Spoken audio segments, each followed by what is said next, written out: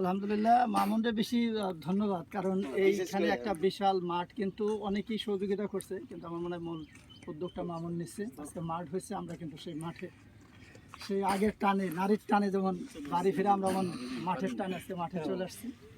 আপনি দেখেন সবাই পরিচিত মুখ, আগে একসাথে আমরা খেলতাম। অনেক ভালো লাগছে মামুনের এই উদ্যোগকে সবাইকে একত্রিত করছে। আর যারা আজকে আসছে তাদেরকে মানে কৃতজ্ঞতা প্রকাশ করছি আজকের এই চমৎকার একটা দিন উপহার দেওয়ার জন্য। আর খেলাধুলা তো চলেই গেছে, এটার মূল কারণ হলো মাঠ নাই। আর আগে স্কুল মাঠগুলিতে মানুষ খেলতো, আর স্কুল মাঠগুলো বারান্দা রয়েছে। এটা একটা খারাপ দিক। আমি চিন্তা করবো প্রশাসন যেন এই দিকেও নেয়, যে মাঠটা যেন দেয়, বাচ্চারা যদি মাঠ না পায় তো খেলবে কোথায়। আর খেলাধুলা কিন্তু শুধু আমরা বলি ফিজিক্যাল ফিটনেস, আসলে ফিজিক্যাল না, এটা মানসিক প্রচুর প্রশান্তি দেয়। মানসিক যে শক্তি, মানসিক শান্তির জন্য, শারীরিক সুস্থতার জন্য খেলাধুলার কোনো বিকল্প নাই। তরুণ প্রজন্ম এখন আপনারা জানেন ম্যাক্সিমাম অ্যাডিক্টেড হয়ে যেতেছে, এবং অ্যাডিকশন কিন্তু ভয়াবহ মারাত্মক আকার ধারণ করছে। এটাকে এই জন্য সবারই এই বিষয়ে এগিয়ে আসা উচিত আর কি। ধন্যবাদ মামুন।